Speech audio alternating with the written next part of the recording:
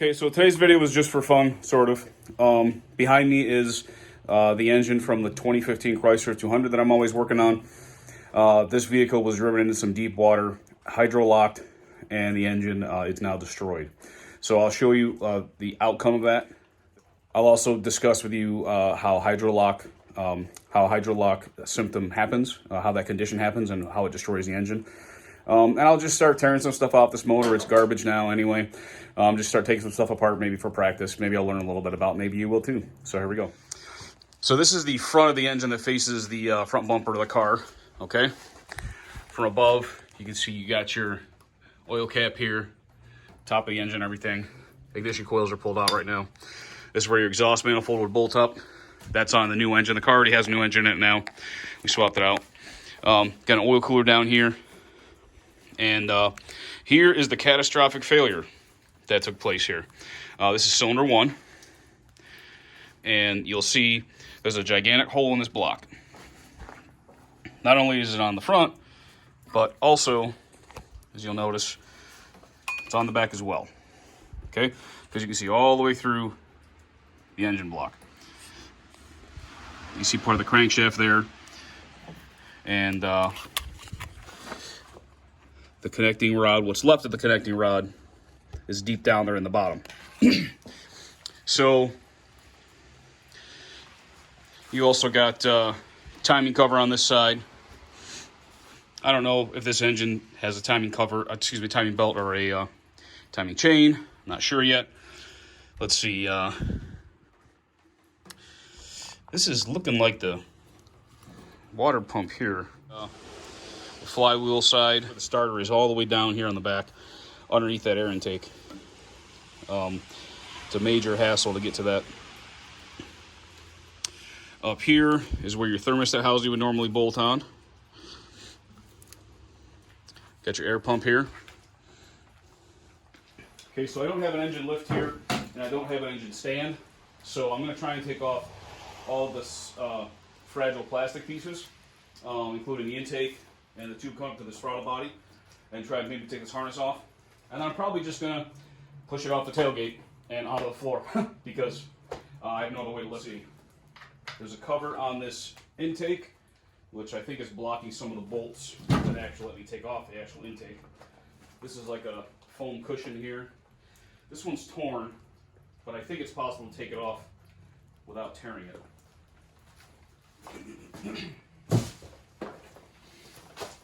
So you got your fuel rail here, got your injectors here. These are some type of solenoid. There's one per cylinder, because I can see, well, it looks like fuel injectors right here, like it's direct injection right into the plastic manifold along with the port there. But then I have these other devices up there that I don't know what those are. So these are 8mm. 1, 2, 3, 4. It looks like 5 10mm bolts. Okay, we'll disconnect these injectors.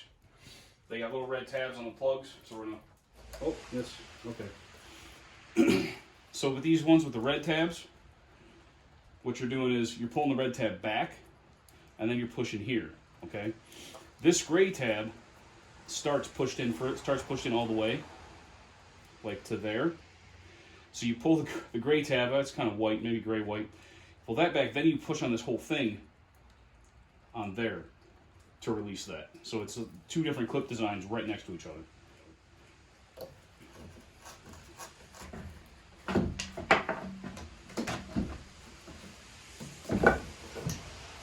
Okay. This foam was in here. So this thing actually takes quite the path. If you really look at it. You get your throttle body here, comes down, and then comes back up again. There. Valve cover is all 8mm. Just give it a few taps with a soft face hammer. See if it'll come loose for me.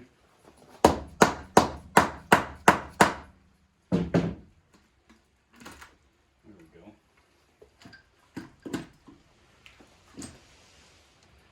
This engine has over 160,000 miles on it. We've got a cam sensor here at the front. And we've got, it kind of looks like an engine ground. It doesn't look like this actually even goes to anything.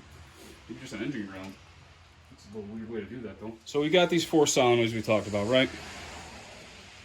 And we've got 4 horizontal pistons of some kind here. It looks like I can take this entire block, which includes these 4 unusual plugs that I didn't know what they were for. Looks like I can take this whole thing off with some of these larger Allen heads. 3, 4, 5, 6, 7, 8. There's 10 of those. I'll see how that goes now. Okay, so with those Allen bolts, I got that whole assembly off. I feel a little silly that I couldn't figure this out before, but I just haven't worked on this system before. So this is how they do the variable intake timing and activation. Okay, so basically this whole thing, as you saw before, was sitting on this, sitting on top of the head. Okay, and we can see these springs up here. So I'm gonna flip it upside down now. And now underneath it,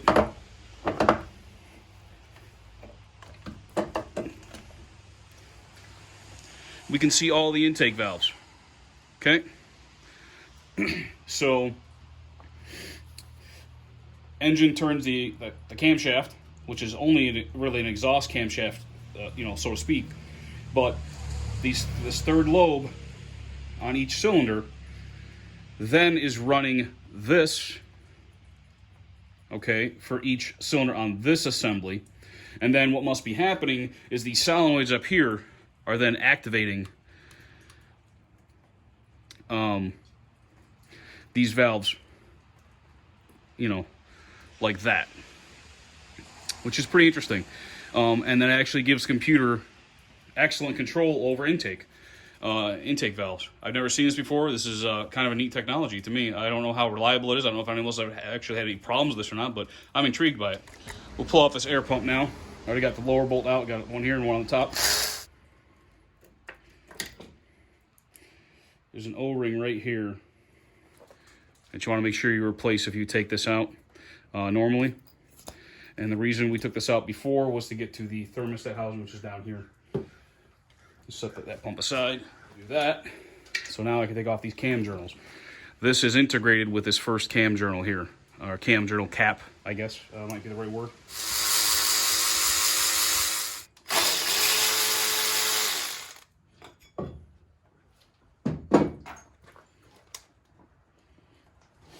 Or just get it out of the way. Okay. So let's see, we got a bunch of these all around. A couple of 10 mils. Snap all those that I can.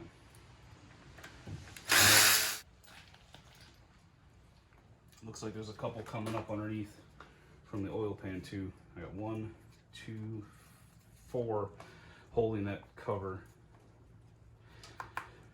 from underneath.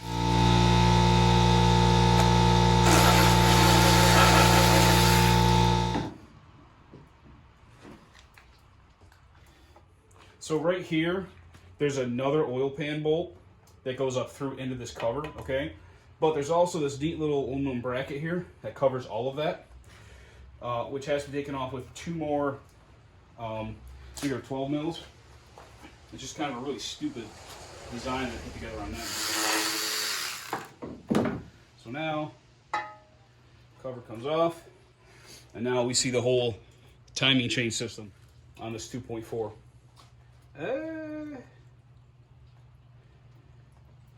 Something doesn't look right there.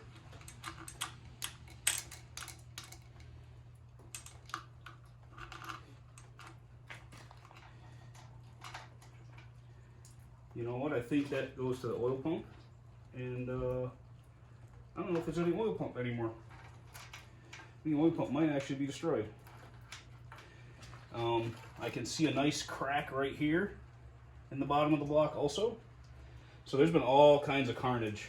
I do find bits of broken metal in here. Yeah, I think it not only took out cylinder 1, But I think cylinder 1 probably took out that oil pump or whatever this is supposed to be connecting to, because that is no good at all. So I'm gonna try and get this thing just kicked off the truck now, because I got some other stuff to do today, and then I'll finish up the teardown later on. The bolt holding this cam in, and it should let me pull this timing gear off. Good.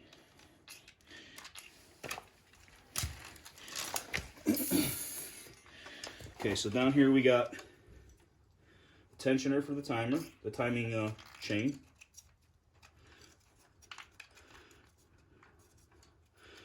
Timing chain guide, I should say, right? The timing chain out. I believe I can pull this head. Maybe not. So I got to pull off these guides. These guides, I haven't seen brand new ones, but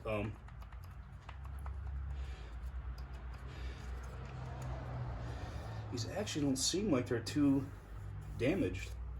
They actually seem like they're in pretty good shape to me. That's good. 160,000 miles. Those guides are still good. That's a good sign. Now I should be able to take off the head bolts. I count 2, 4, 6, 8, 10 head bolts. I'm just gonna zip them out. Let's see if I get the rest of this stuff off of here, out of the way. Okay, so now I got the engine flipped over. I already pulled out all the oil pan bolts. I should say the lower oil pan bolts. There we go.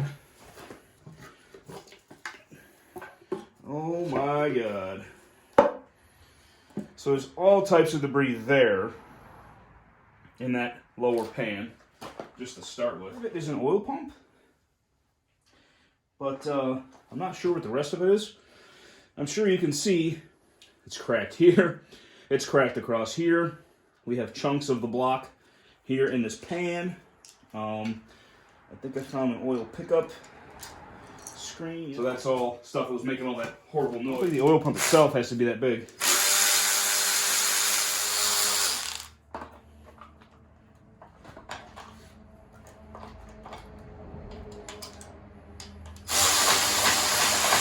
This is where the rod's been smashing as it rotated around. Here's the rod right there. Obviously, that's supposed to be connected to a piston. Piston is up on the top of the motor still.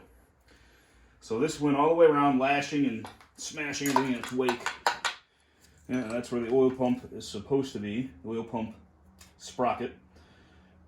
So, okay, so the oil pickup must have been here. And so that part must be the oil pump. And then I do think that the rest of this is probably balancing shafts to minimize vibration in the engine. So now we got 1, 2, 3, 4, 5, 6, 7 bolts. Hold on this upper pan, looks like. I think that's right. Let's see.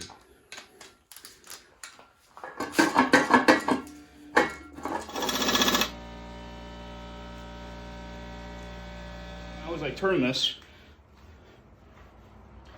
you can see that that is the part of the connecting rod that's actually still attached to the crankshaft.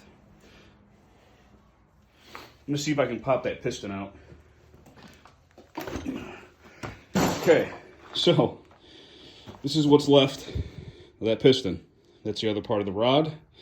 Still connected to the head of the piston. There's all kinds of damage here on the side of the piston from debris in there, I'm sure. And then this profile here is actually still pretty complete. It's just all gouged up. But if you look on this side, there's actually chunks missing. Okay? And that's from this folding over and smashing repeatedly inside the engine. All right, we're gonna see if we can get this crank this crankshaft out of here now.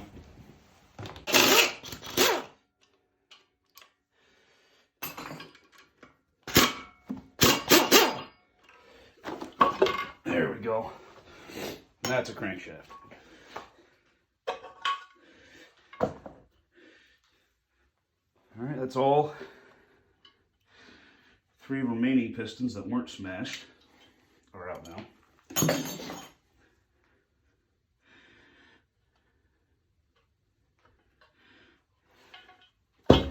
And we basically got just the block. Okay, so now that I've torn this motor all the way down, as we knew at the beginning of this this video, the engine was junk. We knew that, but mainly the block was destroyed. It was a real issue. So I'm going to start from the bottom up, and I'm going to show you what we found.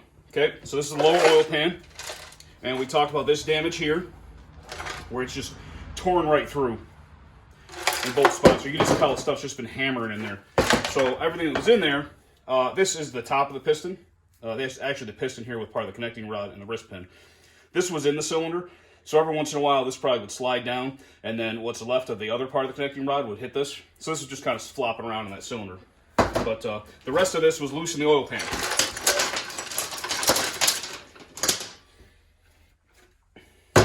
Okay, this is one of the bolts. The rest of this was just bouncing around the oil pan. So it was interfering with your balancing shafts, oil pump. This is the oil pickup tube that would go underneath the oil pump area. This is the oil pump gear. We learned earlier in the video that the timing chain wasn't even going around this in the bottom of the timing cover area because this had broken off and it was just loose in the pan. So got the head of a bolt broken off. This was a cap that was on the front of one of the balancing shaft mechanism there. So that's how much stuff can end up in the bottom of your engine if you decide to hydrolock your engine by driving through deep water. From the lower oil pan, you have the upper oil pan, of course. So there's still pieces falling off this thing. Okay, so this is the passenger side. That's the driver's side. Now we know, in this case, cylinder 1 is the one that had the problem. Another chunk. So we got cylinders 1, 2, 3, and 4 here. Okay. So this whole side of the rear of the engine was totally destroyed. You can see all this whole area is supposed to look kind of like this, but this is supposed to continue all the way across. And of course, you can see the path that the connecting rod took as it just rotated around and around and around, just demolished this lower oil pan. So this is facing up. Okay, this is the top of the lower oil pan. This is the bottom, which you would see looking up from underneath the vehicle. So this oil tube here, I don't know all of the different ways that this oil moves around the engine, but I can see that this tube here is either a supply or a return from the oil filter. Okay, because that's where the oil cooler would mount. I'll show you that now. So again, this is looking from underneath the car. Okay, and this is how the oil cooler mounts on there in this orientation. Okay, there is a rubber O-ring here on the top of the oil cooler assembly. That's going to press against this face. This part of the oil cooler assembly is cast into the lower oil pan. You can't remove this section, okay? But you can remove, if you have to, this oil cooler assembly here, okay? The way that you do that, what you'll see when it's installed is you have this whole metal pipe that threads into that casting. Okay. So the way you turn this to release the oil cooler is a 12mm Allen that's inside the center of this tube. So you get a 12mm Allen, set it in there, loosen it counterclockwise. Once you get that off, then you can pull your oil cooler off. Of course, depending on your situation, underneath the car, you probably disconnect these hoses. There's a heat shield here because the exhaust manifold comes down next to it, okay? But that's how you would remove the oil cooler, and that's what we've done there. So,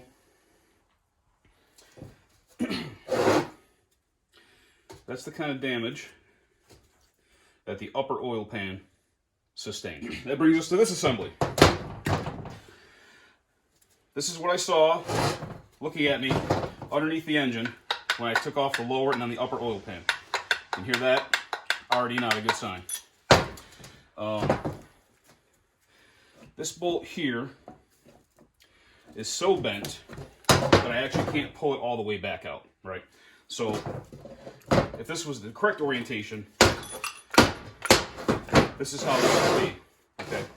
And this is the same way we looked at the upper oil pan a moment ago, okay? So cylinder 1 is right here. We know that because it destroyed the whole top of this mechanism. So not only did it get the front and back of the block, it also destroyed this.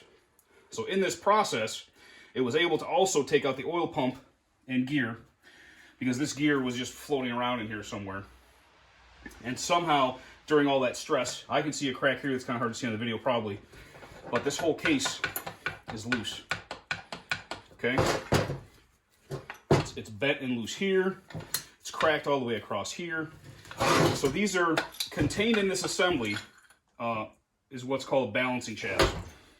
And I'm not an expert by any means, but my understanding of balancing shafts comes from the fact that 4-cylinder engines create a lot of vibration or like resonance.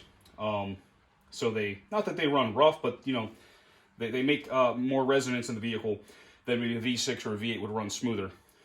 So in order to counteract that extra resonance, there's 2 shafts in here that are weighted, okay?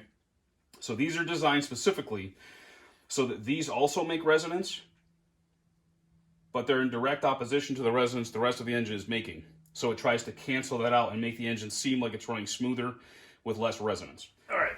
We'll take a look at the crankshaft next, because that would technically be next, physically in order, above that last assembly. So, this time, we got cylinder 1 right here. This is the remainder of that connecting rod. And interestingly enough, this still spins nice and smooth. Not that that really means anything now. Okay. Now we're up to the block. I don't know what that is.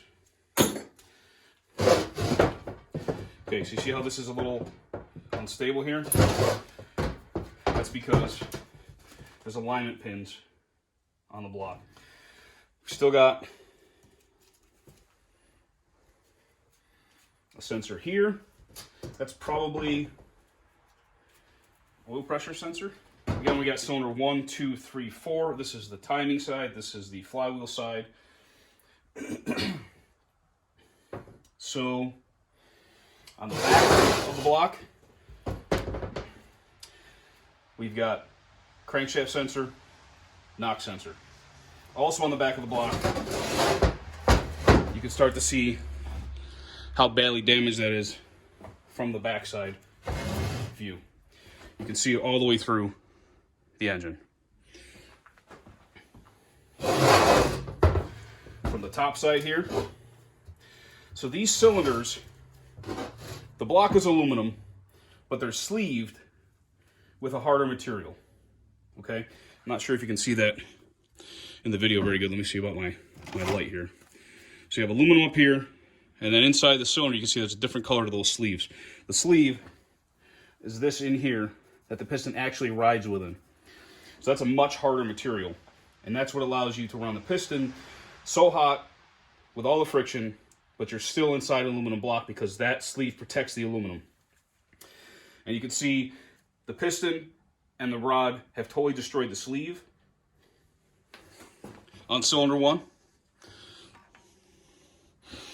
because the sleeve starts all the way up here, but the damage is this deep. It probably destroyed 2 inches or so of that sleeve. as it went doing its damage. So now you can see how it ripped through the sleeve, ripped through the whole block. Okay, and then this is a good sleeve in here. There's a little debris in it still, but that sleeve is not really damaged. Very shiny. Okay. So that's the block. Okay, as far as I know, the head didn't suffer any damage.